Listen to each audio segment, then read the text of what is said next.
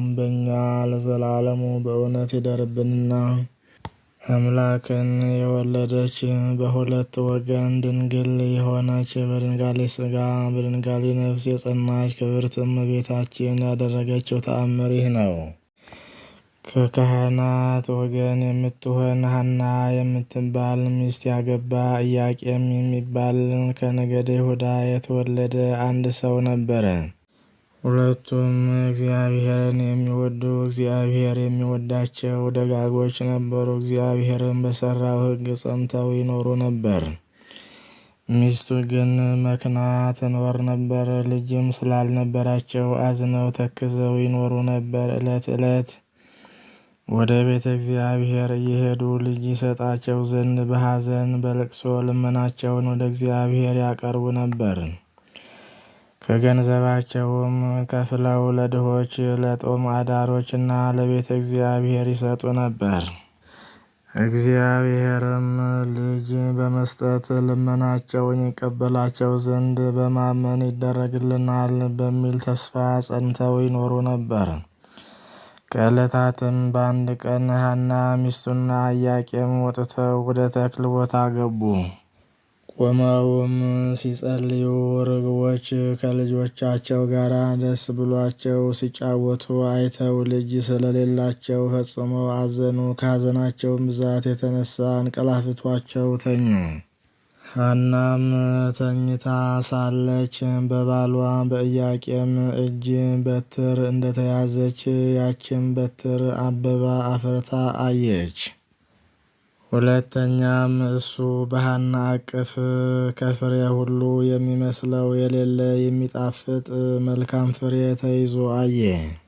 ከእንቅልፋቸውም በነቁ ጊዜ ደስ አላቸው። በመኝታቸውም ስላዩት ነገር እርስ በርሳቸው ተነጋገሩ፣ እግዚአብሔርንም አመሰገኑት። ከዚህም በኋላ ፈቃደ እግዚአብሔር ይሁን ብለው ወደ ቤታቸው ገቡ። ከዚህም በኋላ ሐና ጸነሰች፣ ጽንሷም ታወቀ። የሰጠኸኝን ልጅ ለእግዚአብሔር መባ አድርጌ እሰጣለሁ ብላ ለእግዚአብሔር ተሳለች። ሁልጊዜ በጾም በጸሎት ተወስና በፍጹም ደስታ ለድሆችና ለጦም አዳሪዎች ምጽዋትን ስትሰጥ ኖረች። ይህን ሁሉ ስላደረገልኝ ፈንታ ለእግዚአብሔር ምን ወረታ አደርግለታለሁ ብላ በልቧ አሰበች። ለመሥዋዕት የማይሆነውንም ምግብ ሁሉ ከመብላት ትከለከል ነበር። ስግደትንም ታበዛ ነበር። የሰጣትንም ይጠብቅላት ዘንድ ወደ እግዚአብሔር ልመናን አበዛች። ከ6 ወርም በኋላ የሐና ጽንሷ ታወቀ። የእሷ ዘመዶች የባሏም ዘመዶች በሰሙ ጊዜ ወደ እሷ መጥተው የሕፃንነትሽ ዘመን ካለፈ በኋላ ለአንቺ የተደረገ ይህ የምንሰማው ነገር ምንድነው? አሏት። መጽነሷንም ያዩ ዘንድ ማኅፀኗን ዳሰሱ። ዓይኗ የታወረ ከክብርት ሐና እናት ዘመዶች ወገን የአርሳባን ልጅ የምትሆን አንዲት ሴት ነበረች። ምን ሳታውቅ ዓይኗን በዳሰሰች ጊዜ ፈጥና ዳነች። ብፅዕት ሐናን ሐና ሆይ ብፅዓን ይገባሻል አለቻት። ዓለም ከተፈጠረ ጀምሮ እንዳንቺ በማኅፀኑ የዕውራንን ዓይን የሚያበራ የለምና። ዘመዶቿም ሰገዱላት። ብፅዕት ሐና ከአጥቢያ ኮከብ ፀሐይ እንዲከብር በሳቸው ላይ ከበረች። ዝናዋም በየአገሩ ሁሉ ተሰማ። ድውያንን ሁሉ ሕሙማንንም ሁሉ እያመጡ ማኅፀኗን እየዳሰሱ ይፈወሱ ነበር። ፍጥረትም ሁሉ በማኅፀኗ ሳለ ሕመሙ የፈወሰ በተወለደ ጊዜ እንደምን ያለ ይሆን አሉ።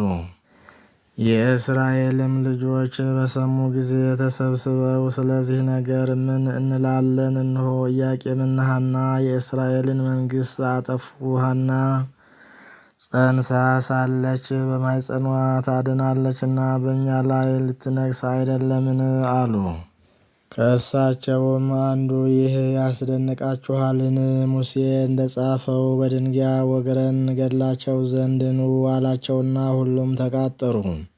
መንፈቀ ሌሊት በሆነ ጊዜ ስሙ ገብርኤል የሚባል መልአክ ከሰማይ ወርዶ በዘመድ የከበራችሁ ኢያቄምና ሐና ሆይ ተነሱ አላቸው። ሊባኖስ ወደሚባል ተራራም ወሰዳቸው። እኛን ከአርዮስ ሰይጣን ወጥመድ ታድነንና መፈራትን መወደድን የተመላች ስሟ ማርያም የምትባል በዚያ ተወለደች። ወደ ጥንት ነገራችን እንመለስና የጽንሷም ወራት በተፈጸመ ጊዜ በግንቦት 1 ቀን ከፀሐይ የምታበራ ሴት ልጅን ወለደች። የመልኳም ደምግባት ከማር ከስወከር ይልቅ ደስ ያሰኛል። የመዓዛዋም ሽታ ከሽቱ ሁሉ ይበልጣል። ዘመዶቿና ጎረቤቶቿም በሰሙ ጊዜ ፈጽሞ ደስ አላቸውና ተሰብስበው ወደ እሷ መጡ። ወደ እሷም መጥተው ልጅዋን ባዩ ጊዜ ፈጽመው አደነቁ። እርስ በርሳቸውም እንደዚች ያለች ብላቴና ከቶ አይተን አናውቅም ተባባሉ። ጸጋ እግዚአብሔር በእርሷ አድሯልና የእግዚአብሔርን ብርሃን በሰውነቷ ሁሉ መልቷልና። ከኢያቄምና ከሚስቱ ከሐና ጋራ ደስ እያላቸው የእግዚአብሔርን ቸርነት እየተነጋገሩ 7 ቀን ተቀመጡ። ያችንም ብላቴና ስሟን ማርያም አሏት። ይኸውም የእግዚአብሔር ስጦታ ማለት ነው። 7ቱንም ቀን በፈጸሙ ጊዜ በፍቅር ወደ የቤታቸው ገቡ። ኢያቄምና ሐናም ልጃቸውን ማርያምን ሲያሳድጉና ስለ ልጃቸው ለሳቸውም ስላደረገላቸው ሁሉ እግዚአብሔርን ፈጽመው ሲያመሰግኑት 3 ዓመት ኖሩ። በጾም በጸሎት ተወስነው ለድሆችና ለጦም አዳሪዎች ምጽዋት እየሰጡ በጎ ሥራ መስራትን አበዙ።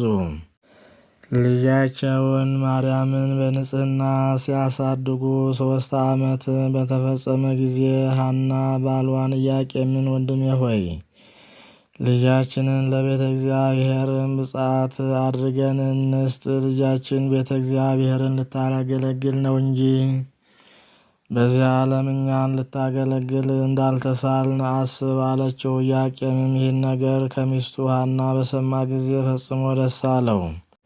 ለመንገድ የሚሆነውን ስንቅና ለቤተ እግዚአብሔር የሚሆነውንም መባ ሁሉ አዘጋጀ። ቤተሰቦቻቸውንና ባልንጀሮቻቸውን ዘመዶቻቸውንም ሁሉ ጠሩ። ልጃቸውን ይዘው ሂደው ወደ ቤተ መቅደስ አገቧት።